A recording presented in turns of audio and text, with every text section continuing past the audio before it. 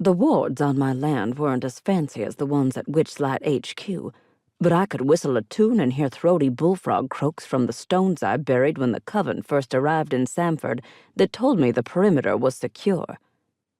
Oh well, better luck tomorrow. Come on, Bam Bam.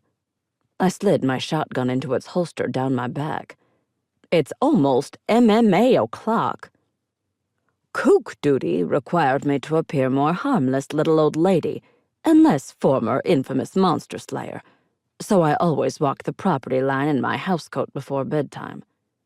Some nights, just to spice things up, I shot empty cans off fence posts toward oncoming traffic. I fired homemade rock salt shells, but my neighbors didn't need to know that. I also made sure the locals saw me talking to myself, or my gun. I wasn't sure which was worse, so I did a little of both. As much fun as it was, for me, I did it for their own good. The less they knew about the supernatural world around them, the better off they would be. Besides, Betty's screaming insanity plea at officers who came to investigate my antics usually prevented me from getting arrested. Again, a prickle of guilt stung my spine as I passed the old Madison place on the final leg of my evening constitutional. The Madisons had been my closest neighbors, but the Mrs. passed 5 years ago and the Mr. not long after her. Their house was a cute little thing with a nice creek in the back. With love and 20 or 30 grand, it could be a home again, for another practitioner if we got lucky. The girls disagreed with me, but I felt we needed new blood in town.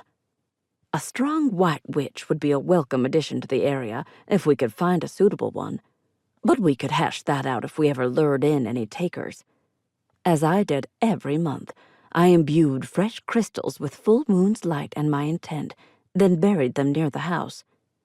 They acted as a beacon to weary souls, and one day would attract a new owner. That was the hope, anyway. This far out, pickings were slim. Still, I would hate to watch the old house rot as the years passed. There was something poignant about the slow deterioration of beauty, but I saw enough of that in the mirror each morning to last me. No reason for a perfectly good house to fall in on itself. My face, a crinkled napkin of a thing, was doing enough of that for both of us. With that done, I headed home with plans to watch MMA until I passed out in my recliner with a pizza roll hangover.